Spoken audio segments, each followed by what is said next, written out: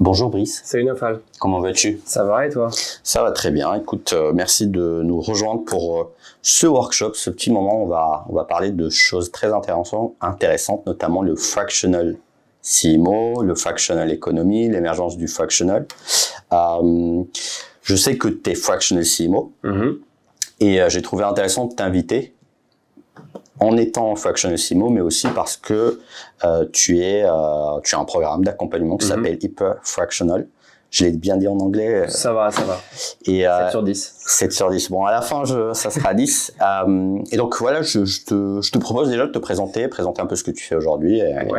Déjà, merci de me recevoir. Donc, Brice Vinocourt, j'ai 37 ans. Je fais du marketing depuis à peu près 15 ans. J'ai travaillé pour des boîtes assez différentes, dans la tech, des petites boîtes, des grands groupes, en agence aussi, en scale-up. Et puis, j'ai décidé, après quelques années de service, de me lancer en freelance. C'était une aventure entrepreneuriale que j'avais vraiment envie de tester. Et j'avais pas mal d'anciens clients ou de contacts qui voulaient me positionner sur des missions. Donc, à un moment, je me suis dit, bon, allez, let's go. Donc, j'ai fait ça il y a 2 ans à peu près. Et puis, moi, je suis quelqu'un qui aime pas vraiment le test and learn. Alors, c'est un peu à contre-courant, mais moi, je préfère piquer les idées à ceux qui ont, ou l'expérience de ceux qui l'ont déjà fait avant. Je trouve que ça va plus vite et c'est plus agréable, plutôt que de galérer. Et du coup, dès que je me suis mis freelance, j'étais dans cette posture de comment, en un certain nombre de mois, le plus rapidement possible en tout cas, je peux m'appuyer sur l'expérience des freelances qui ont déjà fait des choses qui fonctionnent et m'en inspirer. Et donc, mon premier réflexe a été de rencontrer plein de fractional CMO, notamment aux US, parce que le marché est beaucoup plus mature et encore plus à l'époque. Donc, si tu tapais fractional CMO sur LinkedIn aux US, tu tombais sur 1000 profils, quoi. Donc, je les ai rencontrés, j'ai appris beaucoup de choses. Non, j'en ai rencontré plus de 300 quand même. Ok, pas mal. Je suis un peu un bourrin sur ces choses-là, donc après, j'avais du temps. J'avais pas trop de pression et je voulais et bien sûr ça m'a pas empêché de commencer, mais sur 1 an j'ai rencontré à peu près 300 personnes et en fait très vite, pourquoi j'ai rencontré d'ailleurs 300 personnes, c'est que j'ai créé une communauté autour des fractional CMO avec beaucoup d'Américains, de Canadiens, mais après ça s'est progressivement ouvert sur le monde et ce que j'ai fait aussi en parallèle, c'est que je me suis formé. J'investis pas mal dans les accompagnements moi-même, la formation, les coachings, etc., dans cette optique, encore une fois, d'apprendre le plus vite possible. Et en fait, très rapidement, j'ai identifié des best practices, j'ai compris des choses qui fonctionnaient, et je me suis dit, pourquoi pas créer un programme de formation et d'accompagnement là-dessus, parce qu'en fait, j'adore en plus délivrer du savoir, et j'ai été formateur quelques années, donc ça s'est un peu réveillé en moi, et j'étais prof aussi. Donc j'ai eu envie de packager un petit peu tout ça, de créer une méthode et de l'enseigner. Et donc j'ai créé cette communauté et ce programme d'abord pour les États-Unis et le Canada, parce que c'est un marché qui a été assez sophistiqué dans ce domaine-là. Ça a duré 1 an à peu près, il y a eu 115 personnes dans le programme. Et j'ai décidé récemment d'arrêter ce programme aux US parce que fatigué par le décalage horaire, l'exigence mentale et physique de se connecter tard et de parler dans une autre langue que la sienne, où en plus on a un peu moins de fulgurance et c'est moins facile. Et du coup, j'ai décidé de faire ça en France. J'avais une pensée bloquante aussi qui me disait que ça serait plus compliqué en France, ce qui est pas du tout vrai. Et donc là, c'est la majeure partie de mon temps, j'accompagne des freelance marketeurs seniors pour les aider à devenir de bons fractional CMO. Ok, c'est pour ça que je t'ai contacté, puisque on se connaît depuis un petit moment, mais surtout parce que je vois des problématiques dans le network de Mathias. Et donc l'idée c'était un peu de creuser ça, tout en parlant aujourd'hui un peu de l'émergence un peu de ce modèle fractional, pourquoi c'est un peu différent par rapport à peut-être il y a 10 ans. Parce que je pense qu'il y a beaucoup de gens aussi qui ne savent pas que ça existe, que c'est possible d'avoir un directeur marketing à temps partagé qui est mutualisé avec une autre boîte qui coûte moins cher, etc. Tout en donnant quelques tips, quelques points qui permettraient un peu à tous ces fractionals, soit qui se lancent, soit qui aimeraient bien ajuster leurs offres, leur manière d'intervenir chez les clients. Et je sais qu'il y en a pas mal qui pourront regarder un peu cette vidéo et que ça peut intéresser de comprendre certaines choses. Et donc, ce que je te propose, c'est de commencer rapidement par le gros 1, qui est de se dire Comment toi tu vois un peu ce modèle fractional depuis quelques années? Toi et moi, on a pareil, parce que on est aussi sur ce sujet depuis quelques années. Ouais. On l'a tous vu démarrer aux US. En quoi c'est différent de la gig economy? En quoi c'est différent même peut-être de la talent economy? Est-ce que c'est la même chose? Dis-moi en plus. Ouais. Bah déjà, je pense qu'on peut commencer par deux tendances de fond qui sont en train de vraiment, qui sont d'abord arrivées aux États-Unis effectivement et qui arrivent en Europe de manière assez forte. La première, c'est que le futur du travail va être très différent dans la façon dont on compose des équipes. Ouais. Et en fait, il y a un concept que j'aime bien, qui est le concept de super teams, où en gros, tu gardes un noyau d'employés qui sont là à temps plein, qui sont là pour rester des années dans ta boîte, si tu fais les choses bien, et d'avoir aussi des ressources externes, notamment des freelances, qui travaillent vraiment en mode mission, donc autour d'une mission avec ses employés, et qui viennent apporter une expertise très spécifique, des expériences dans ce domaine-là, une perspective nouvelle et un peu fraîche dans la boîte.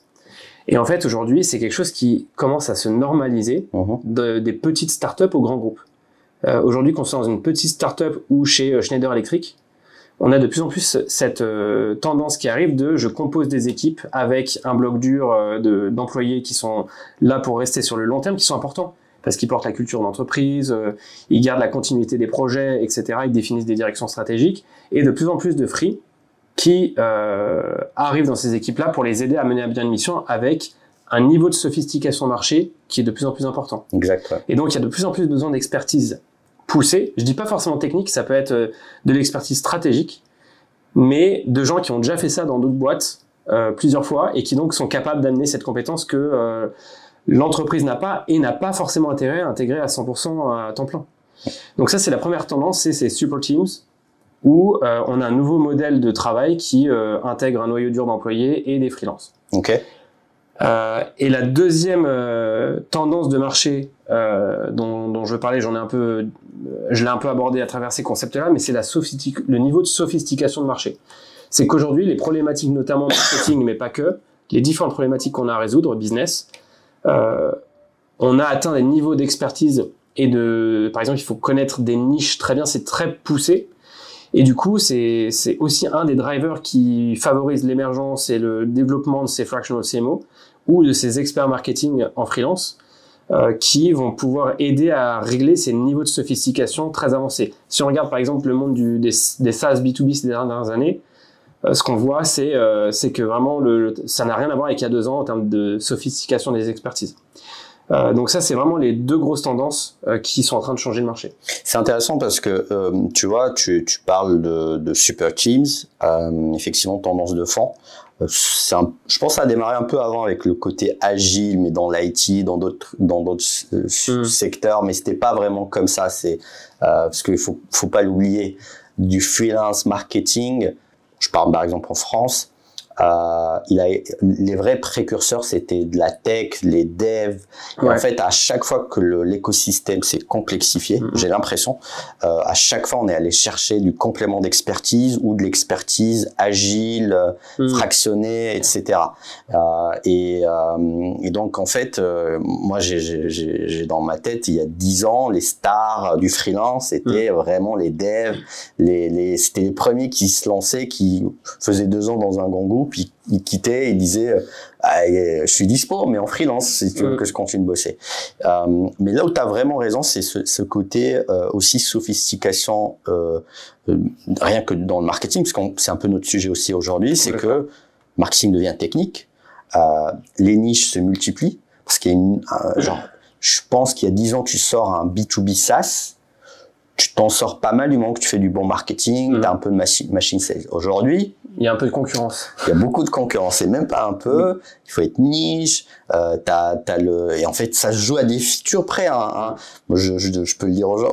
Ce matin, j'ai décidé de switcher à revenir à un vieil outil de prospection, juste parce qu'il a ajouté une fonctionnalité de cold calling pré-intégrée. Je ne peux pas le citer, mais alors que pendant longtemps, j'étais sur d'autres outils, et d'un coup, il a intégré ça et ça faisait sens. Et du coup, par exemple, typiquement, qu'est-ce qui a changé, par exemple, sur un SaaS B2B il y a 5 ans ou aujourd'hui?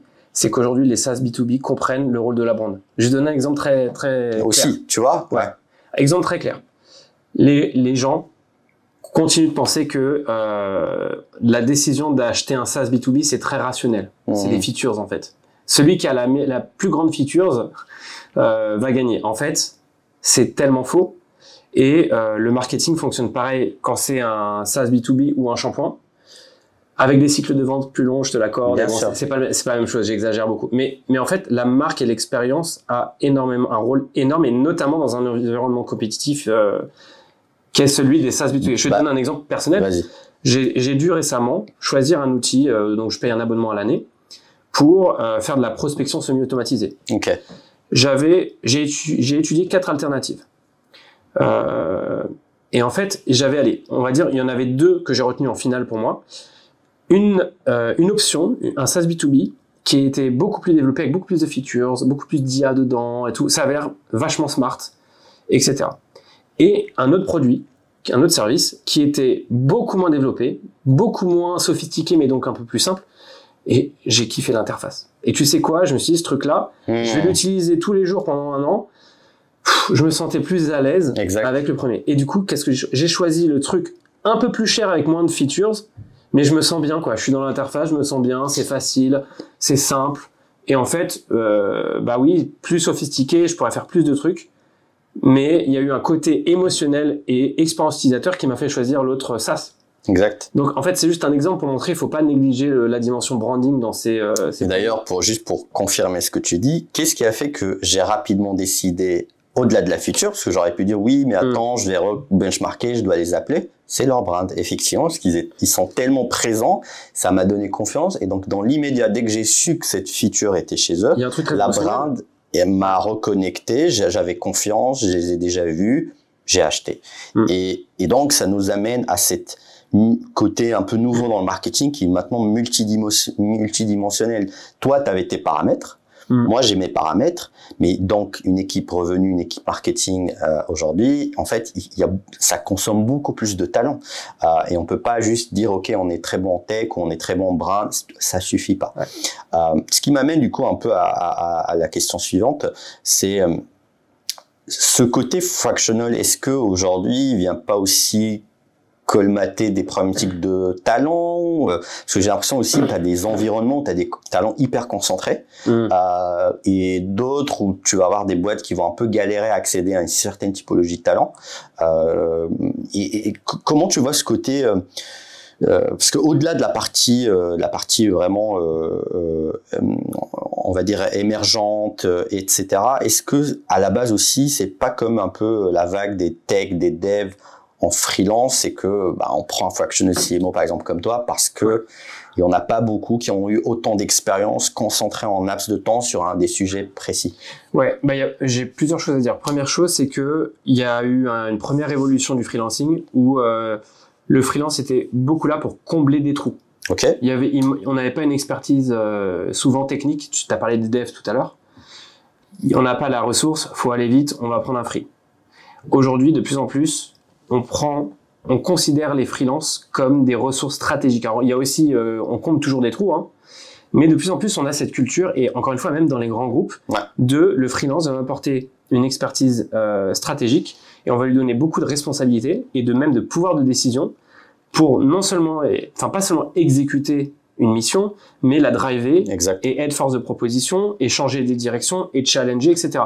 D'ailleurs, mon expérience et celle des freelances avec qui je bosse, c'est que c'est de plus en plus accepté de challenger les codires, les décideurs, etc. Et en fait, c'est même bienvenu. C'est que limite, il y a un problème. Si tu es fractional CMO et que tu challenges personne, est-ce que tu es vraiment CMO, fractional CMO? Donc ça, c'est un premier truc. Le deuxième truc, c'est que il y a beaucoup d'entreprises qui... alors déjà, le CMO, prenons le cas du CMO.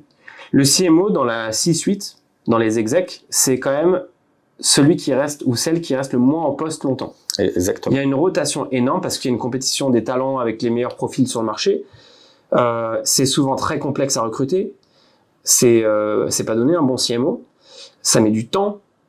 C'est compliqué de les attirer parfois. Il y a des entreprises en termes de marque employeur ou que sais-je, ça va être compliqué d'attirer les meilleurs, etc. Exact. Et le fractional CMO ça va permettre de réduire, de dérisquer en fait ce recrutement-là. Ça va permettre de tester des choses. D'ailleurs, un fractional CMO, moi, il y a des clients, je suis resté 1 an chez eux. Donc, ça peut être en fait, quand tu regardes et tu te dis que les CMO tournent en moyenne 16 mois, en fait, un fractional CMO, il reste quasiment autant qu'un CMO. En plus, tu dérisques l'opération, comme je l'ai dit. Donc, il y a aussi cet aspect et il y a un autre aspect, c'est est-ce que j'ai besoin dans certaines typologies de boîtes d'un CMO full-time. Je parle d'un vrai CMO qui a de l'expérience et donc qui coûte un certain prix. Est-ce que j'ai besoin de cette ressource-là à temps plein? Et pas toujours. Il y a une autre tendance, tu me recadres si je vais pas... Non, c'est bien, continue. Il y a une autre tendance qui est, je pense, en tout cas je le constate, il y a un retour de la stratégie dans les entreprises. C'est-à-dire que pendant des années, et ça a été vachement drivé par le monde des startups scale-up où on te disait exécution. Il y avait un truc un peu voilà, mais tu vois, ce qui est important, c'est de faire plein de trucs, c'est de faire des trucs avec ses petites mains, et c'est d'y aller, de mettre de l'énergie, etc. Alors c'est à juste titre, l'exécution a énormément d'importance. Mais je pense qu'on s'est rendu compte, et notamment avec 2-3 boîtes qui se sont cassées la figure, que c'est bien d'exécuter, d'avoir une excellence opérationnelle et de délivrer les choses. Mais quand c'est dans la mauvaise direction, c'est dans la mauvaise direction. Exactement. Et je pense que de plus en plus, on a quand même conscience qu'il y a un nécessaire retour à un peu de strat qui sont pas que des slides sur un PowerPoint. C'est ça l'enjeu, en fait. C'est ça l'image. C'était vaut mieux avoir des têtes bien faites, entendre junior pas cher mais qui travaille bien, que d'avoir des PowerPoint de consultants qui coûtent cher. En fait, c'est 2 extrêmes caricatures. Exactement. On est passé du premier extrême qui était trop de blabla, trop de strat sans rien, puis l'autre extrême exécute, mais test and learn, casse-toi la gueule 20 fois et tu trouveras un truc. Néanmoins, ça reste de l'énergie et je suis d'accord avec toi. Il y a un juste milieu à retrouver au milieu. Il faut de l'énergie et il faut avoir un tuyau pour bien la canaliser, l'envoyer là où il faut. Exactement. Et ça, qu'on ne le veuille ou pas, même si moi je suis un partisan du bon sens, je pense que c'est bien d'avoir des têtes bien faites, juniors qui ont beaucoup d'énergie, etc. En fait, je suis désolé, mais l'expérience, ça compte. Exactement. En fait, je suis désolé, mais quand tu rentres dans une boîte qui bosse dans, je sais pas moi, la biotechnologie, et que tu as un CMO qui a fait ça dans 3 autres boîtes comme ça avant, et qui les a fait passer de 10 M à 100 M, moi, je veux bien lui filer les clés, quoi. Et en fait, on commence, là, je prends un exemple très extrême, mais on commence à comprendre, et aussi parce qu'il y a une nouvelle génération de fractional CMO qui est pas une génération de bullshitters qui fait des slides, mais vraiment de gens qui s'impliquent beaucoup déjà, parce qu'en fait, on a un autre a priori, c'est le freelance va être moins impliqué que les employés. Mais moi, je vois pas ça. Hein. Moi, les fractional CMO avec qui je vois, même plus impliqués, parce qu'en plus ils sont challengés chaque mois ou chaque semaine, aux autres et tout. Et en fait, je pense que tout ça, en fait, c'est tout ce dont tu vois, on a parlé de plein de sujets en quelques minutes. Tout ça montre pourquoi, en fait, les planètes sont alignées pour que le fractional CMO prenne plus de place dans les boîtes aujourd'hui. Absolument. Et du coup, pour juste compléter avant la question d'après, je te rejoins sur aussi la partie stratégie. Beaucoup de boîtes ont vraiment pris à la lettre ce truc de, je sais pas, de do things that don't scale, de vraiment expérimenter limite à sans fin. Et l'image est bonne, il faut un tuyau pour canaliser une énergie. Et ce que je trouve intéressant aussi dans le modèle du fractional, c'est la vélocité. Et ça, on en parle très peu aussi. C'est que recruter un gars qui a fait passer une boîte cyber de, je sais pas, 10 à 100, en connaissant le peu de nombre de boîtes cyber qui existent, ceux qui ont fait 10 à 100 millions, etc. Ils sont peu nombreux. Et on est quand même. Ils ont construit un playbook. Exactement. Et celui qui l'a fait, il a construit un playbook, mais ils en sont pas nombreux. Et donc, heureusement, ça serait bien d'avoir des fois un gars qui fait ça 2-3. Parce que la vélocité du fractional fait que son jus de cerveau, il est partagé sur 2-3 boîtes. Et donc, en fait, ça donne accès à de l'expertise premium à beaucoup plus de boîtes. Donc tout le monde est content et on oublie souvent parce que tous les CEO, et j'essaie toujours de l'expliquer, c'est qu'on peut calculer par cost réel, mais la réalité c'est qu'un mec même deux jours par semaine qui t'amène vers la bonne décision avec le bon tuyau, le coût il est tellement rien par rapport à ce que tu aurais perdu en termes de temps ou en mauvaise décision. Et ce que tu dis, c'est t'achètes la bonne décision. Ce qui suit est notre format Marketer Moment, un podcast qui invite des leaders du marketing autour d'une thématique précise. Ce format ainsi que d'autres sont produits par Matirs, société spécialisée en marketing à temps partagé. De la réflexion stratégique à l'exécution opérationnelle, nous mobilisons des directeurs marketing ainsi que des équipes d'experts pour résoudre des problématiques marketing les plus complexes. Je vous laisse regarder notre site web en description et je souhaite un bon visionnage. Mais en plus, il y a une culture quand même chez les freelances où c'est quand même un mode de travail particulier. Être freelance, c'est pas être salarié. Et en fait, c'est quand même des gens qui sont habitués à très rapidement, parce qu'ils ont aussi développé des méthodes et des façons de faire, où ils arrivent très rapidement, en tout cas les bons, ceux avec qui je travaille, à comprendre rapidement le client, identifier les 2-3 trucs qui sont vraiment importants, qui vont être des vrais leviers de croissance court et long terme, et qui vont être capables rapidement de mettre en place parce qu'ils ont déjà fait ça aussi dans d'autres clients, et c'est pour ça que moi j'encourage les fractional CMO à se nicher un minimum et à bien connaître sa typologie de client avec qui il veut travailler, parce que en fait, plus on répète une expérience avec des clients similaires, même si c'est pas tous les mêmes sur tous les plans, c'est pas forcément tout le temps les mêmes industries, etc. Mais plus tu peux répéter des mêmes schémas qui fonctionnent, plus tu es actionnable rapidement, et donc il y a cette pression aussi du freelance à délivrer rapidement. Alors l'employé, il y a peut-être la pression de la période d'essai, des choses comme ça, mais c'est pas pareil. Et il y a toute une dimension politique que je comprends chez les employés, c'est le jeu, c'est normal. Pour moi, la politique, c'est normal en entreprise. Faut pas qu'elle prenne trop de place et qu'elle soit handicapante, mais il faut en faire.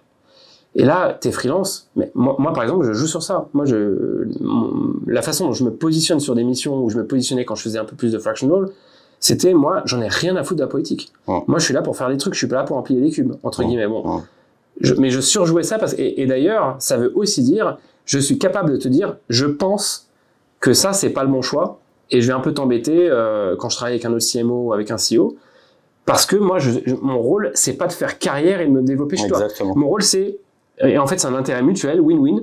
Mon rôle, c'est de t'aider à débloquer ce qui te bloque aujourd'hui et qu'il y a des résultats demain. Donc moi, je vais quand même prendre un raccourci. Après, t'es obligé, évidemment, tu peux pas le négliger et faire s'il y avait pas un peu d'influence ou un minimum de politique à faire. Politique et influence, c'est pas la même chose. Politique, le coup politicard, c'est souvent des sujets de survie, de poste, etc., qu'on peut retrouver quand t'es en mode CDI, et tu veux protéger un poste. C'est différent. Et c'est un peu différent. Influencer des décisions ou amener des éléments et convaincre le board ou convaincre des gens, c'est différent, et ça fait partie du job. Et en fait, ce que je vois, ce qui est marrant, c'est que quand tu travailles avec des C-level dans ces boîtes-là, c'est en fait, tu leur dis souvent non ou il faut faire différemment, et en fait, ça leur fait du bien. Absolument. Et je vois beaucoup de CEO, moi j'aurais une crainte si j'étais CEO. Peut-être qu'un jour je le serai.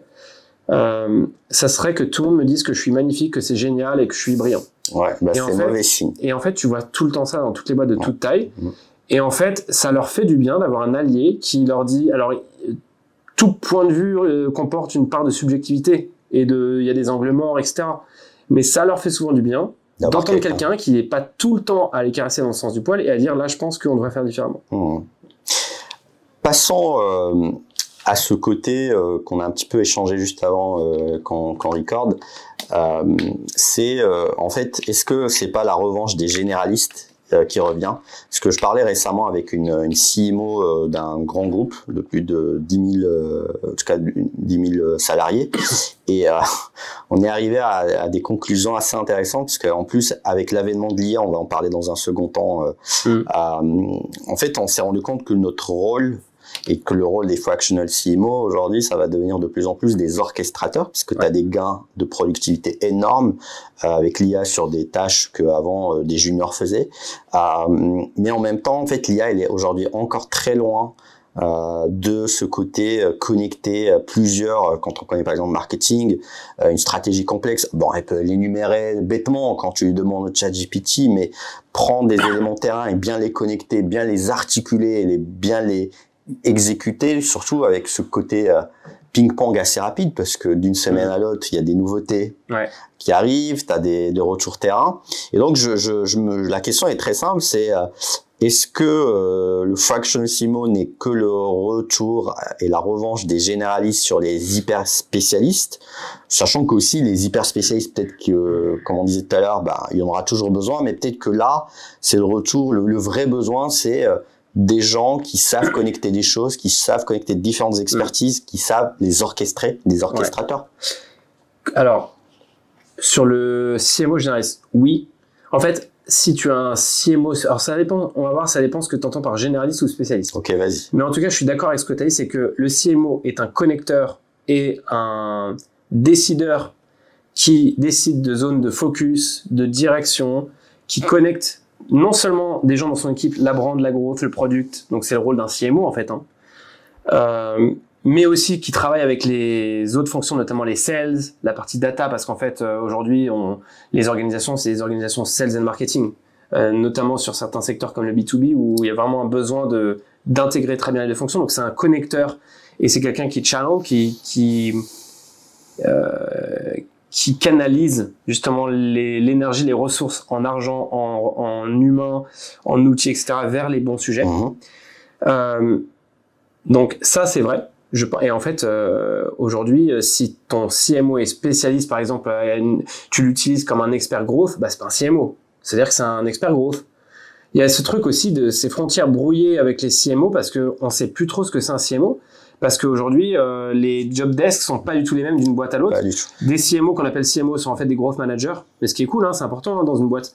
Mais le rôle du Chief Marketing Officer, il y a Chief dans le Chief Marketing Officer, et c'est quand même d'être la personne qui a la vue d'ensemble sur tous les départements marketing. Donc en général, un brand, growth ou performance marketing, on va dire, et product marketing principalement, et peut-être com. Un peu de com, ouais. Et ça va être justement d'avoir cette vision globale, là où le product marketing, la brand et la growth doivent être connectés, avoir des synergies, etc. Donc pour moi, un CMO, c'est ça la définition. Exact. Et en fait, c'est pas d'être un expert. Donc ça, c'est un premier truc. Il peut être T-shaped, par contre, parce que on le remarque et souvent avec nos clients Matthiers, les clients de Matthiers, souvent on essaie de leur expliquer. Bon, sachez que est-ce que vous cherchez plutôt un T-shape lead gen, et parce que plus brand, etc. Mais c'est des profils hantés. Tu fais une transition parfaite par rapport à mon second point. Allez. Donc oui, ça doit être des généralistes dans le sens connecteur et ne pas être focalisé sur une expertise. Ils sont pas là pour régler un problème précis comme débloquer la growth. Par contre, tu as raison, ils ne doivent pas être généralistes dans le sens où ils doivent avoir quand même une certaine expertise et souvent leur majeur, on va parler d'une majeure en fait. C'est bien, tu fais le en français comme ça, T-shaped, on écrira en bas ce que c'est. Ouais. Je sais pas, en reprenant, désolé de prendre tout le temps cet exemple, mais c'est tellement d'actualité, les SaaS B2B. Bah, tu veux quand même souvent quelqu'un qui soit T-shaped growth. Exact. Lead gen. Ouais. Et en fait, là où il faut pas qu'ils soient généralistes, et notamment des fractional CMO, c'est dans leur positionnement. Parce qu'aujourd'hui, si t'es freelance, on en reparlera peut-être après, mais si t'es freelance, fractional CMO, et que tu es généraliste, juste ta job desk c'est freelance fractional CMO, ça va être très compliqué d'avoir les bons clients. Du coup, Brice, ce que je te propose, c'est peut-être réexpliquer le principe du profil hanté et en quoi ça peut impacter globalement des profils fractional CMO.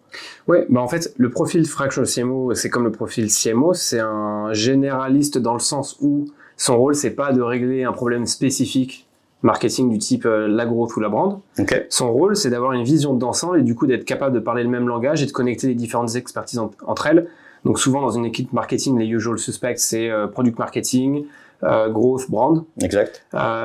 C'est d'être capable d'avoir une vision globale et de créer des synergies entre ces différents départements et d'interagir avec les autres départements du type au hasard les sales, l'équipe data ou product. Et donc c'est vraiment un connecteur dont le rôle est de prioriser des actions marketing avec ses équipes et leur expertise et d'être le owner de cette stratégie et après de donner les moyens à l'équipe de placer les bons paris. Mais du coup, juste avec l'IA, comme ça j'ai introduit, parce que c'était un peu la next step, est-ce que ça vient pas accélérer ce mécanisme parce qu'on parlait tout à l'heure de généraliste, on a parlé un peu de profil orchestrateur avec bien sûr des tendances. Comment se positionne l'IA aujourd'hui, je sais pas, peut-être dans ton cercle, dans ton usage, est-ce que tu te dis, est-ce que c'est une menace, est-ce que c'est je pose une question, voilà, je sais plus ou moins que c'est pas le cas, mais est-ce qu'on est quand même à une ère où, en tout cas c'est l'ère où l'IA va arriver tellement en force que ça va juste renforcer ce côté fractional dans le sens où, si avant j'allais chercher des micro-expertises, soit sur du junior, soit sur des profils hyper spécialisés, parce que pour moi l'IA est en train de tuer la gig economy. Je le vois aujourd'hui, il y avait des catégories entières sur Fiverr de mecs qui coupent par exemple les vidéos en Reels. T'avais des gars qui faisaient du logo, plein de choses qui sont en train de disparaître. La traduction, le data entry, je sais pas si ça te parle, ça a longtemps existé. Et là, du jour au lendemain, tout ça disparaît, ça devient des IA, des agents, etc. C'est quoi ta posture, ta vision du truc? Déjà, c'est clair que plus on est sur un métier technique, automatisable, plus ces métiers sont à risque. Je pense qu'on l'a vu avec les exemples que tu as mentionnés maintenant. Après, ma pensée sur l'IA, et en tout cas c'est mon point de vue, je suis convaincu que ça va changer énormément de choses et que c'est un mouvement industriel énorme, sans doute la plus grosse révolution industrielle qu'on a vue depuis très longtemps. Et en même temps, je suis prudent parce que aujourd'hui, il y a beaucoup de hype autour du sujet. Je pense que ça fait déjà beaucoup de choses. Il y a beaucoup de... Moi, j'utilise l'IA. Clairement, ce que je faisais en 2 jours il y a 1 an, je le fais en 1 jour aujourd'hui. Donc, je vois déjà l'impact. Mais après, il y a beaucoup de hype autour des AI agents, qu'on va se faire tous remplacer, etc. Bon, c'est pas encore une réalité. Moi, je crois à ce que je vois. Donc, je regarde ça avec beaucoup d'attention. Quel impact ça va avoir sur le long terme sur nos métiers, je sais pas encore. Ce qui est sûr, c'est que quand il y a une vague comme ça, soit on se bouche le nez, on passe sous la vague et ça va très bien se passer, soit on essaie de surfer dessus. Et aujourd'hui, je trouve que c'est quand même indispensable de bien se former, de bien comprendre comment on peut l'intégrer dans nos métiers. Aujourd'hui, pour un marketeur et un marketeur stratégique notamment, ça peut faire 3 trucs en fait, l'IA. Ça peut t'aider à faire les choses plus vite, ça peut t'aider à faire les choses à plus grande échelle, donc ce qui est pas possible de faire tout seul avec tes petites mains. Et ça te permet de gagner, de faire des gains de qualité, de faire les trucs mieux parce que t'as comme l'équivalent de plein de cerveaux qui moulinent pour toi des informations. Donc je pense que déjà dès aujourd'hui, et moi je le vis et je le vois avec les gens que j'accompagne, on essaie de trouver aussi les meilleures façons d'utiliser l'IA pour ces 3 bénéfices-là. Donc il y a déjà des choses à faire aujourd'hui. Après, ça remplace pas aujourd'hui nos fonctions encore. Il y a une raison aussi, c'est que l'IA, elle se base sur de l'existant.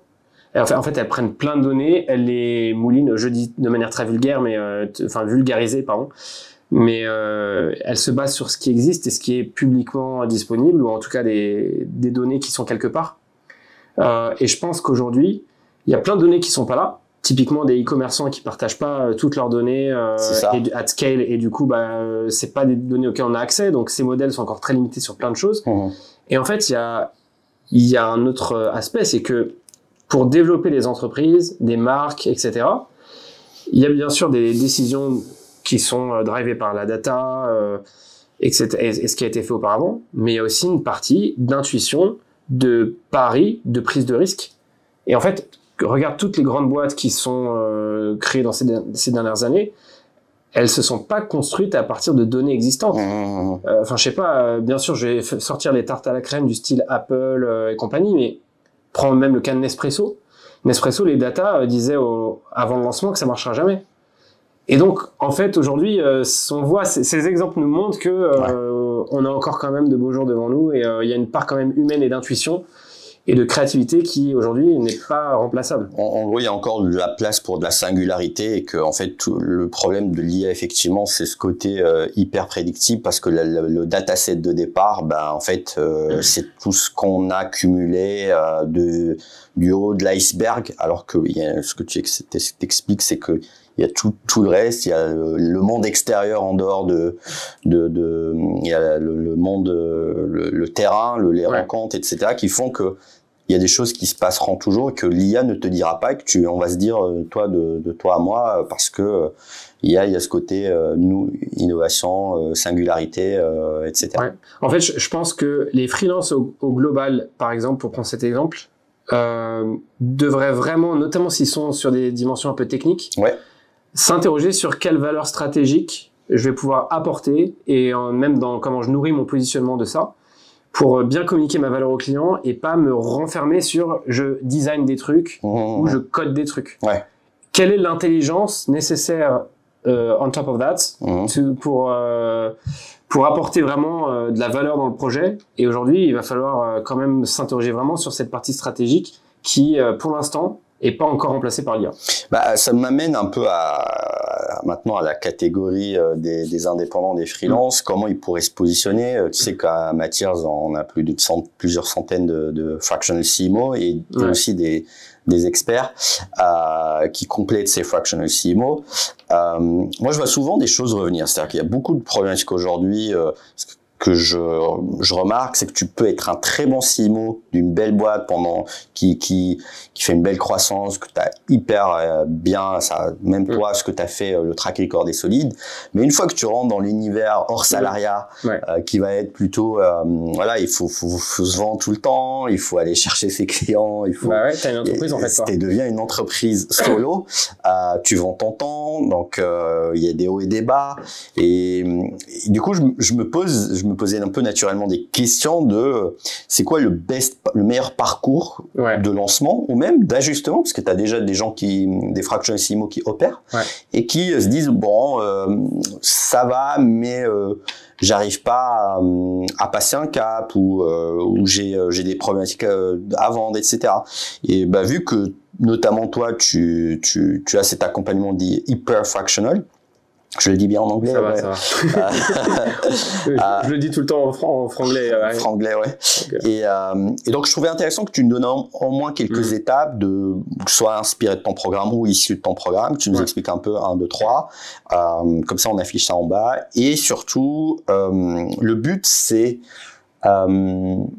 d'aider à faire comprendre quelques freelances et quelques fractional que y a une méthodologie aussi de travail. Clairement. Alors déjà, ce que je peux te dire, c'est un peu le parcours typique de la personne qui se met fractional CMO. Je suis VP, directeur marketing, VP marketing CMO dans une boîte. Je me dis quand même, j'aimerais bien essayer alors soit tu te fais virer et du coup tu essaies de te reconvertir, soit tu te dis de toi-même, j'ai envie de liberté, j'ai envie de me lancer en indépendant, de voir ce que ça fait, et donc du coup d'essayer autre chose. En plus, souvent on a des contacts qui nous disent mais moi tu sais je pourrais avoir une mission avec un tel qui a besoin de toi, etc. Du coup, à un moment, tu poses ta rupture conventionnelle. Exact. Tu fais comme tout le monde, tu poses ta rupture conventionnelle et tu crées une SASU. Exactement. Et tu te retrouves avec une mission qui va durer 3-4 mois, que tu as eu par de la recommandation. Et du coup, tu vas commencer comme ça et tu vas être content parce que tu vas être fier d'avoir monté ta boîte et t'as une sensation un peu d'achievement, etc. Donc, tu vas faire ça. Peut-être que tu vas avoir une deuxième mission derrière parce que ton client va te recommander ou que tu vas avoir un autre truc qui va bien se goupiller. Et tu vas faire ça. Et là, on arrive autour de 6-8 mois. Exactement, Et c'est le drame. La mission est terminée. Il n'y a plus de recos qui tombent, etc. Et en fait, on se dit, zut, il va falloir que je trouve des clients. Et donc là, on improvise. Et donc, mais vraiment, c'est vraiment le schéma classique. Ah non, je le vois souvent, c'est pour ça que je... Et donc là, qu'est-ce qui va se passer? Comme on n'a pas vraiment réfléchi à travailler sur le business plutôt que dans le business, c'est-à-dire, en fait, on va vraiment faire un boulot de freelance dans le sens, j'ai une expertise que je vais utiliser chez des clients, mais pas comment je vais construire une entreprise, en fait. Exact. Et là, ça va être compliqué. Et du coup, en fait, il va y avoir le cercle vicieux qui va être, je galère un petit peu à avoir des clients, je sais pas trop comment faire. Donc déjà, j'ai testé plein de trucs, donc je vais me disperser partout. Je vais pas trop avoir de résultats. Ah, quelqu'un veut bien me prendre pour une mission. Le TGM est pas terrible et c'est pas ouf, mais je vais le prendre parce qu'il faut bien remplir le frigo et ça va me rassurer. Et en fait, quand tu restes enfermé dans ce cercle-là, ça va pas bien se passer. Exact. Et tu vas communiquer dans ton énergie aussi le fait que tu as faim et que tu es prêt un peu à prendre peut-être pas n'importe quelle mission, mais tu vas baisser tes exigences parce que tu vas dire moi il faut quand même que j'ai un truc dans mon calendrier quoi. Et donc il y a des moyens de pas faire ça. Et donc les gens qui viennent me voir me disent moi j'ai un problème, c'est que j'arrive pas à avoir des bons clients. Sous-entendu, j'arrive pas à trouver comment avoir des bons clients. Et en fait le premier truc que je leur dis c'est pas par là qu'il faut commencer. Et donc première étape de ce workshop, il va falloir définir son positionnement. Exact. Donc ça, c'est vraiment le premier truc. La première étape à faire, c'est je fais quoi ? Et en fait, là, l'approche, elle est assez contre-intuitive parce qu'on nous dit tout le temps qu'il faut être customer focused et que donc tout part du client, etc. Non, là, il faut partir de soi. Exact. Je suis marketeur, je suis un leader marketing ou une leader marketing. Qu'est-ce que je sais faire le mieux ? Dans quel type d'entreprise j'ai travaillé ? Dans quel type de secteur d'activité ? Quelle taille de boîte ? Qui ont des tu vois, tu parlais de T-shaped tout à l'heure. C'est quoi le type de positionnement qui va aussi valoriser mes expertises que j'ai un peu plus techniques ou un peu plus en termes de compréhension stratégique du sujet. Il y a rien de pire aujourd'hui pour un fractional CMO que d'être généraliste, de pas se positionner un minimum. Ouais. Donc si tu marques fractional CMO ou consultant marketing ou freelance marketing sur LinkedIn, ça va être très compliqué de trouver des bonnes missions. Donc il faut vraiment faire ce travail de connecter les points de sa carrière, de son parcours on a toute une méthode pour ça dans le programme, pour comprendre c'est quoi le segment sur lequel je vais me positionner intentionnellement. Il faut ni qu'il soit trop petit, ni trop grand. Cela dit, je donne un exemple rigolo, c'est que aux États-Unis, dans mon programme, j'avais une personne qui s'appelait Ben, et il était fractional CMO pour les entreprises de plomberie. Il était à Austin, au Texas. Et en gros, il aidait des PME dans la plomberie qui faisaient 2, 3, 4 millions de chiffre d'affaires, qui avaient quelques camions, etc. Et en fait, il a fait que ça avec différentes boîtes. Et Ben, il fait plusieurs centaines de milliers de dollars seul par an. Pas mal. En s'occupant de ses enfants, sans passer beaucoup de temps à travailler, pas plus que de raison en tout cas. Et en fait, parce qu'il a un modèle qui répète, et là, il est en train de pour la petite histoire, de se développer. Voilà, il a un playbook. Et là, il est en train de se développer sur, par exemple, et alors je traduis en live en français, sur tout ce qui est installation de climatiseurs, de chauffage, etc. Parce qu'en fait, c'est les mêmes logiques marketing. Et il se dit, maintenant, j'ai un peu étalé mon marché et il va falloir que je me diversifie dans des industries un peu connexes qui ont les mêmes logiques. Donc voilà. Donc, premièrement, se positionner, être intentionnel sur qu'est-ce que je veux faire pour quel type d'entreprise, dans quel secteur d'activité, etc. Un minimum. Il faut que le marché adressable soit assez grand, évidemment, mais il faut pas qu'il soit un océan non plus. Il faut pas qu'il soit trop petit. La deuxième étape, c'est définir son client idéal. L'ICP. L'ICP, le Ideal Customer Profile, ou l'avatar client, il y a plein de noms pour ça. Donc c'est maintenant plus précisément pour qui je vais travailler. Est-ce que ça va être les CEO je vais reprendre le SaaS B2B, Alors, petite parenthèse, mais fractional CMO pour SaaS B2B, c'est plus un positionnement aujourd'hui. Il faut un niveau de sophistication encore plus élevé. C'est plutôt sectoriel, ce que je remarque maintenant. C'est SaaS B2B cyber. Voilà, ou SaaS par exemple, B2B. ça peut être une des façons, mais voilà. Mais tout ça pour dire, il faut se dire qui est mon audience, qui est ma cible, vraiment, qui va m'acheter. Ma cible d'acheteur, en fait. Et après, on va regarder autour de ça quels sont les influenceurs, les gens qui peuvent être des bloqueurs, exemple CFO, le procurement, etc. Bon, ça c'est Déjà, on se concentre sur sa cible idéale. Et là, on va s'interroger sur qu'est-ce qui l'empêche de dormir la nuit, quelles sont ses peurs, quelles sont ses douleurs, quels sont ses obstacles, quelles sont ses frustrations. Donc vraiment, pousser assez loin la réflexion sur qu'est-ce qu'ils se disent ces gens-là. Et d'un autre côté, quels sont leurs rêves, leurs désirs, c'est quoi le monde parfait demain. Donc en fait, il y a A, c'est la situation actuelle où ça se passe mal, c'est douloureux, aïe, j'ai mal, à la situation B, dans un monde idéal. Et ça va être hyper important de faire un vrai travail et de terrain aussi, de leur poser des questions. D'ailleurs, il y a toute une partie un peu entretien exploratoire, je vais pas aller en détail là-dedans, mais il va falloir vraiment comprendre les peurs, les obstacles, les frustrations et les rêves, les espoirs, les désirs de ces cibles-là. Parce qu'après le travail, tu l'as compris, c'est comment je suis le véhicule qui va te faire passer de ton état actuel où ça fait mal à ton état idéal. Et donc, il faut vraiment bien comprendre sa cible, comprendre où est-ce qu'elle passe du temps, où est-ce que je vais la chercher, parce qu'au final, on va devoir l'attirer et la chercher. Et donc, il y a vraiment un travail à faire sur bien comprendre en profondeur son client, qui va permettre de formuler ce qu'on va faire pour eux. Avec leurs mots. Il va falloir faire du mirroring, c'est-à-dire avec un accent anglais horrible. C'est-à-dire utiliser leur langage, comment ils parlent, leur niveau de conscience sur des sujets. Parce que parfois, on va identifier des problèmes qu'ils ont, mais qui sont à un niveau de confiance trop bas. Ils n'ont pas extériorisé, conscientisé tout ça. Donc il va falloir parler leur langage. Donc ça, c'est toute une... L'expression de leurs besoins, tu veux dire, qu'elle ne ressort pas suffisamment ou... En fait, la manière dont ils vont... En fait, nous qui sommes des experts, on va aller trop loin en communication dans les mots qu'on choisit, etc. Et en fait, on va pas taper dans leur conscient. On va taper dans les trucs qui sont inconscients au fond d'eux ou des problèmes sous-jacents. Il va falloir avoir un niveau de communication de CM2 pour vraiment bien leur parler sur ce qu'ils ont en tête aujourd'hui, dont ils sont conscients. Ça commence par enlever tous les jargons, tous les trucs. Et ça dépend. Si le CEO utilise du jargon, le CFO utilise des jargons, on va utiliser. Mais en tout cas... Voilà, il y a différents niveaux de communication qu'il va falloir maîtriser. Et du coup, 3, une fois qu'on a notre positionnement, notre client idéal, il va falloir créer une offre et la pricer. Donc créer une offre, il va falloir un minimum standardiser l'approche parce qu'en fait ça va aider vos clients, parce que vous allez pouvoir répéter un modèle et donc être meilleur, avoir de meilleurs résultats, enrichir la méthode, client content, donc on est meilleur, enfin plus en confiance, donc on est meilleur, c'est un cercle vertueux. Donc il va falloir un minimum standardiser son offre pour pas réinventer la roue à chaque fois. Parce que si tu fais ça, tu vas t'épuiser et tu vas pas capitaliser, tu vas pas avoir des effets cumulés sur ce que tu as construit avec tes clients précédents. Quand tu dis standardiser, c'est dans le sens qu'est-ce qu'il y a dedans, qu'est-ce que j'inclus dans comment je travaille, qu'est-ce qu'il y a dedans, quelle est ma timeline. Quand je rentre 3 mois chez un client, je commence par quoi, je finis par quoi, qu'est-ce qu'il y a au milieu, c'est quoi les différents milestones. Moi, quand je vais chez un client aujourd'hui, je vais chez des clients qui sont à peu près, qui ont des problématiques communes par rapport à ma problématique que j'adresse, qui sont brand content.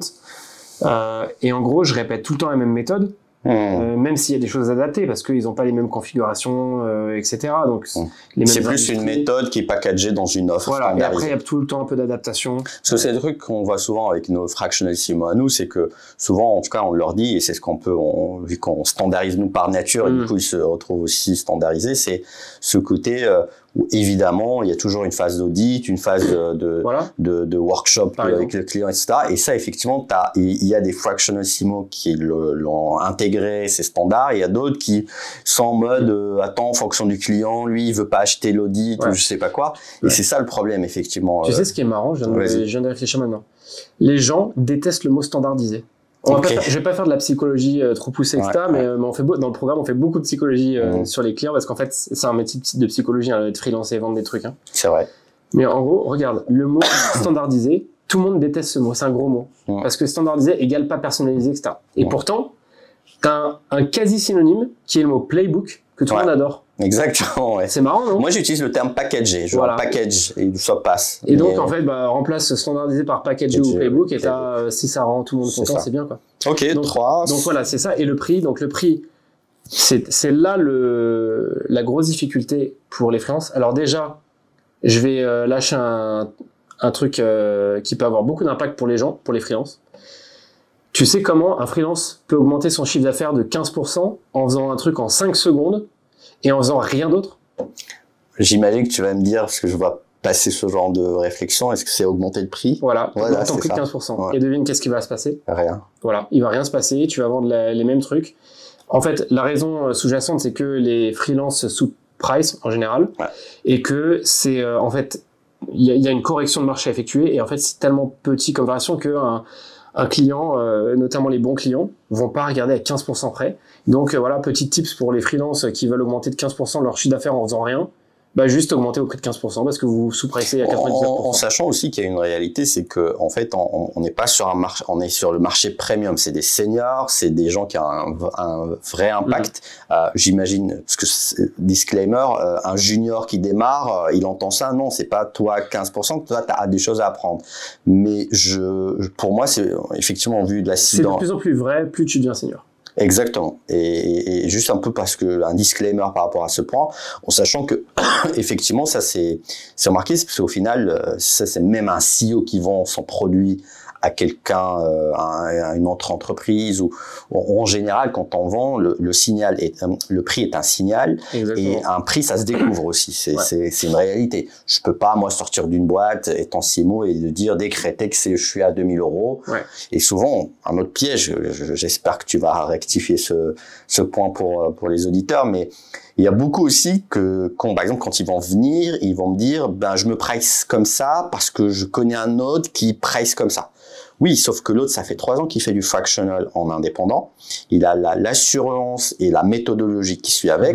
Et pour moi aussi, je pense qu'il y a des éléments combinés. C'est-à-dire que ce que j'aime bien, c'est que tu dis, il y a un 1, il y a un 2 et il y a un 3.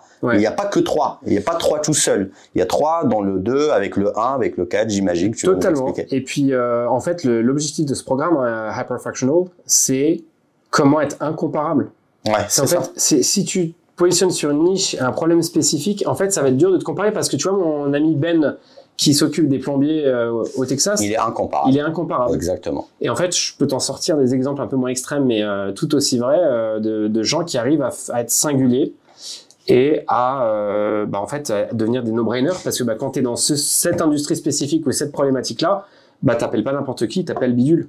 Et je vais même te dire un truc, même pour nous, pour Matthias, c'est hyper intéressant pour nous. Pourquoi? Parce que les gens incomparables, c'est-à-dire que nous, notre métier, c'est de handpick the right person et de la mettre dans la bonne boîte pour lui. Ouais. Et généralement, si je sais que celui-là est hyper spécialisé plomberie, le jour où j'ai un client plomberie qui connaît même pas, en fait, c'est plus facile pour moi parce que je sais qu'il est déjà compétent, mais en plus, il est hyper spécialisé, il est hyper dans cette niche-là, il a le playbook, de le présenter à ce client. Je sais que j'ai un high closing rate. Et je trouve que, je pars en anglais là, mais je trouve que effectivement c'est win-win pour tout le monde, pour le client, pour des intermédiaires comme Matthias et effectivement pour le fractional qui généralement va mieux se concentrer sur. D'ailleurs, j'ai une question pour toi. C'est quoi le bon prix? Moi, j'ai toujours considéré après c'est ma méthodologie. Un bon prix, c'est un prix first que tu découvres, que tu décrètes pas, et dans la deuxième étape, c'est un prix qui à un moment psychologiquement arrive à couvrir tous tes besoins, mais voire x2, parce que un bon prix, c'est un prix, pas en comparaison, mais c'est un prix où tu dis mon besoin est couvert, mais j'ai le x2 qui est ce que je projette, mes projets à côté, etc. Mais pour moi, il y a deux niveaux dans ce truc-là de pricing. Maintenant, je sais pas pour les autres. C'est quoi pour toi un bon prix? C'est pas contradictoire avec ce que tu vas dire, mais c'est juste un peu plus high level, dans le sens prise de recul. Pour moi, il y a une seule définition du prix juste, du bon prix, c'est la rencontre entre une offre et une demande. Aussi. Ouais. Et en fait, ça, et donc le prix n'est pas intrinsèque à un produit ou un service qu'on vend. C'est ça. Et en fait, donc, c'est important d'avoir ça en tête. Et là, après, derrière, c'est OK, mais du coup, quelle stratégie de pricing au-delà du prix en euros? Et donc là, tu as trois façons, grosso modo, de te vendre. Soit tu vends du temps, soit tu vends un output, donc un livrable, soit tu vends la valeur, c'est-à-dire quelle valeur tu vas créer. L'objectif pour les fractional CMO, c'est de plus en plus de s'éloigner de la vente de son temps vers un modèle où tu vends de la valeur. Et donc, il y a des méthodes pour ça qu'on apprend aussi dans le programme. Et en fait, le TJM, évidemment, il y a plusieurs problèmes. Le premier problème, c'est que vendre son temps, à bout d'un moment, on travaille 4 ou 5 jours dans une semaine, on peut pas travailler plus, donc c'est limité. Deuxièmement, il peut y avoir une énorme asymétrie entre le temps qu'on passe à faire une tâche et la valeur qu'on apporte. Et typiquement, à nos niveaux de seniorité, de leadership, ce qui va apporter la valeur, c'est pas forcément le temps qu'on va passer à travailler et à besogner. Ça, c'est notre culture aussi qui fait qu'on reconnaît le travail où il faut passer des longues heures à travailler. Non, c'est les 15 ans d'expérience derrière qu'on va pouvoir mobiliser pour créer énormément de valeur en l'utilisant comme levier, et donc qui est totalement parfois décorrélé moi, il y a des fois où je paye des gens qui m'accompagnent à un prix totalement délirant si tu le ramenais à l'heure que j'ai passé avec eux, mais en fait ils vont m'apporter tellement derrière. Exact. Et donc il va falloir, en tout cas pour pas passer non plus trop de temps sur cette partie-là, mais il faut apprendre à définir une offre, la pricer correctement et définir sa stratégie de pricing, et ça c'est pas intuitif. C'est là où il faut quand même s'appuyer sur un playbook de gens qui l'ont déjà fait. Exact. Et c'est pas si simple que ça. Et être accompagné.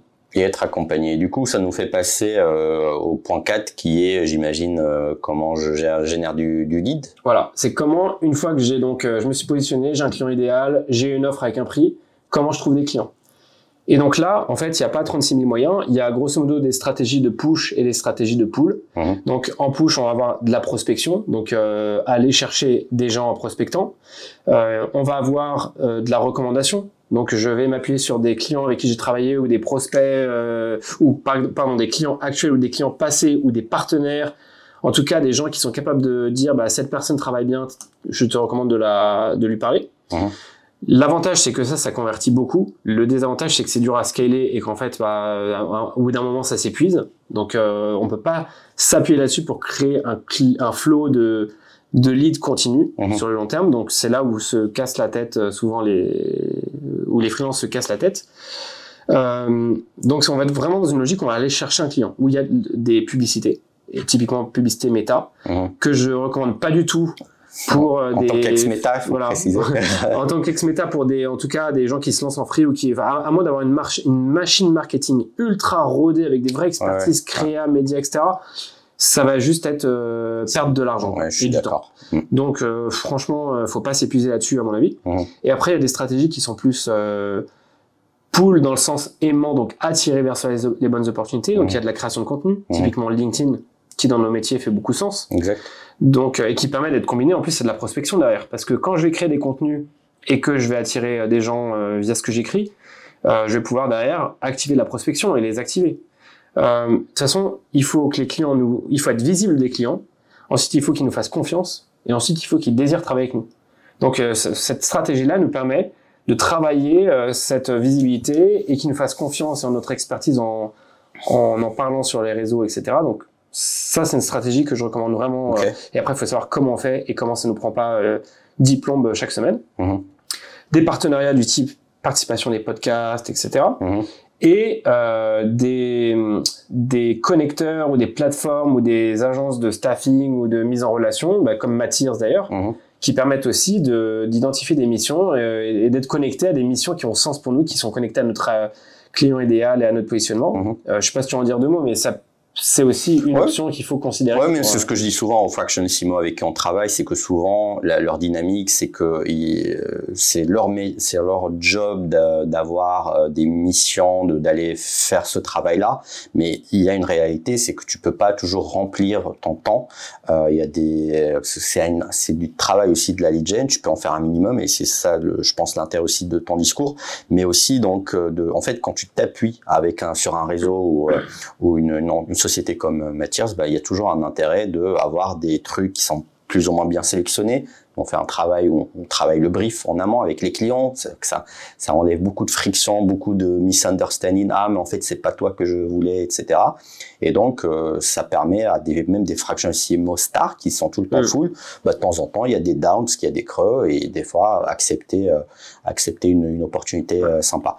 Et au final, c'est plus un modèle qu'on fait de travailler en mode partenaire plutôt que juste oui, bonjour, je te staff, etc. Mais hyper intéressant. Est-ce qu'on peut passer au 5, le point 5? Et je dirais juste en conclusion de cette partie-là, quand on est freelance et qu'on veut avoir des prospects et les transformer en clients, il y a 2 questions à se poser, c'est qu'est-ce que je fais et comment je le fais. Qu'est-ce que je fais? Faut juste simplifier au maximum et mettre les paris là où il faut et donc pas s'étaler sur 10 milliards de channels différents, de stratégies différentes. Il faut de la discipline et de la rigueur et après, justement, il y a le comment on le fait. Et en fait, une stratégie peut fonctionner ou pas selon comment tu le fais. Typiquement, si tu décides de faire de l'emailing pour toucher des CEO parce que c'est ton ICP dans ton secteur, etc., en fait, ça va marcher ou pas selon comment tu le fais. Il y a vraiment un art et une science là-dedans et donc c'est ça qu'on apprend aussi dans le programme. Ensuite, la prochaine étape, c'est évidemment convertir ces prospects. Donc, on a réussi à avoir un certain nombre de leads. On arrive à avoir un certain nombre de leads, de prospects, il va falloir les convertir, les transformer en clients. Et donc là, pareil, ça s'improvise pas, parce que en plus d'avoir une expertise en marketing et de se positionner et de faire de la lead gen, après il faut convertir, donc il faut être un sales en fait, il faut être un commercial. Et là, ça s'improvise pas. Il faut comprendre comment aujourd'hui en 2025 on donne envie d'acheter. Aujourd'hui, on donne envie d'acheter un client plus qu'on vend. Et donc, ça veut dire plein de choses. C'est 80% du temps, on pose des questions, on écoute. Il faut bien comprendre le besoin client. Il faut aussi que le client se libère et sente qu'on l'écoute également. Donc, il y a un message dans le fait d'écouter. Les 20% où on parle, c'est plus souvent pour reposer une autre question, plus que pour parler de la réponse. Donc, il y a vraiment un art. Et après, il y a bien sûr plein de techniques de négociation qu'il faut pas improviser parce qu'en fait, ça serait dommage de passer du temps à avoir des leads et après de faire n'importe quoi derrière, ce que font les freelances qui ne se font pas accompagner globalement, et de perdre des opportunités, soit de convertir le client, soit de convertir le client avec le bon prix, la bonne valeur. Donc ça, c'est l'étape importante. Ensuite, une fois qu'on a ces clients, il faut les développer. Comme dans tout business, c'est plus intéressant de développer des clients existants, surtout si ça se passe bien, qui nous respectent, qui payent bien, etc. Avoir de la récurrence. Comment on a de la récurrence? Donc, comment est-ce qu'on prépare le coup d'après intelligemment en apportant le plus de valeur possible au client et en dessinant des pistes de projets ou de missions qu'on va pouvoir mener derrière pour continuer à les accompagner. Il y a une notion très importante qui est le time to value. Okay. C'est comment, quand je rentre dans une mission de conseil, par exemple, je vais pouvoir. On est sur des dimensions stratégiques, donc en fait, ça prend du temps. Donc pour avoir des vrais résultats, faut attendre souvent plusieurs mois. Mais comment, très rapidement, d'une manière ou d'une autre, je vais pouvoir, dès le premier mois, montrer la valeur que j'apporte. Okay. Et ça, c'est important parce que ça va rassurer le client, ça va mettre tout le monde à l'aise, et en fait, le premier mois est un peu la lune de miel, et c'est important que ça se passe très bien le premier mois. Donc il y a tout un tas de choses à savoir sur comment réduire au maximum ce time to value. Et puis après, je vais regrouper les 3 dernières étapes en une, parce qu'en fait déjà... ça le scale, non? Voilà, c'est le scale. Alors déjà, si tu as fait étape 1 à 6 bien, déjà, bravo, félicitations, parce que c'est compliqué. C'est déjà pas mal, hein. C'est déjà pas mal, mais après, tu peux vouloir scaler ton activité, parce que, alors là, il y a deux extrêmes, mais il y a la vérité est un peu entre les deux. Okay. Soit il y a des gens qui veulent faire beaucoup plus d'argent, okay. Ou soit il y a des gens qui veulent beaucoup moins travailler, okay. Ou soit il y a des gens qui veulent mettre le curseur un peu entre les deux, etc. Mais donc là, il faut s'interroger sur comment j'améliore ma productivité, comment j'utilise l'IA pour automatiser et faire des choses qu'on ne pouvait pas faire seul, comment diversifier ses sources de revenus. Donc là, il y a toute une logique de soit upsell, cross-sell ou productiser une partie de son offre, etc. Ouais. Et donc ça, c'est un niveau un peu avancé. Il y a un mythe d'ailleurs sur productiser certaines offres. Très compliqué comme sujet, peut-être que... mais ça peut fonctionner. Moi là, j'étais ce matin avec une des personnes du programme qui est en train de productiser une offre vraiment super intéressante. Il y a un énorme potentiel. Okay. Mais déjà, si on arrive à faire les 6 premières étapes... C'est ça, et en sachant que voilà, on peut toujours venir te voir pour la suite, notamment déjà pour approfondir le 1 à 5 et je pense le 6, tu as une manière aussi, je pense, de bien l'expliciter et le déployer. C'était super intéressant tout ça. J'ai bien aimé un peu comment tu abordes l'hyperfractional. Je comprends mieux le hyperfractional, d'où ça vient. On a abordé pas mal de choses. Est-ce que tu voulais ajouter des choses, peut-être un point qu'on n'a pas trop abordé, que ce soit sur la talent, fractional economy, l'IA, on a parlé un peu du positionnement, on a parlé des étapes pour être un bon fractional. Ouais, je veux bien dire 2 choses. Première chose, c'est, j'entends depuis 15 ans que en ce moment c'est compliqué, oui. L'économie est compliquée, tendue. Toi tu l'entends depuis 15 ans, il y a des gens, ils me parlent et j'ai l'impression que ça date de quelques mois. Et souvent on l'entend pour les planning marketing, les discussions avec les CFO, etc. Les temps sont durs. Franchement, ça fait 15 ans que je l'entends. Moi je crois au contraire que alors il y a des challenges, mais on est justement dans un monde du business, des affaires où on a besoin de plus en plus d'agilité, de rapidité, de vélocité dans ta part et tout. En fait, c'est du pain béni pour les freelances. Et en fait, avec l'essor des super teams, je pense que, donc, qui combinent des employés et des freelances, je pense qu'en fait, c'est une super opportunité. Et le problème, désolé d'être un peu direct avec les freelances qui me disent ça, mais le problème, c'est pas le marché, c'est vous. Exact. Et donc, faites les étapes dont on a parlé et vous verrez, ça se passera mieux. Donc ça, c'est le premier truc. Et le deuxième truc, c'est super important pour les fractional CMO qui nous écoutent. La plupart d'entre vous, si vous êtes des marketeurs expérimentés avec des années d'expérience, ça s'est bien passé dans votre carrière, que vous avez eu des achievements, etc., et que ça se passe mal en freelance, ça veut souvent dire que vous avez les bons ingrédients, mais vous n'avez pas la bonne recette. Ok. En gros, vous avez tout en vous pour être un bon fractional CMO. Ce qui vous manque, c'est quoi les différentes étapes pour y arriver. Et en fait, si j'ai les bons ingrédients dans le frigo, mais que j'ai une recette naze, ça va pas bien se passer. Et donc, ce qui est important, c'est comment on trouve la bonne recette. Et ça, c'est avec Hyperfractional. Merci beaucoup, Brice. Merci, Nofal. Et je te dis à très, très vite. Yes, ciao.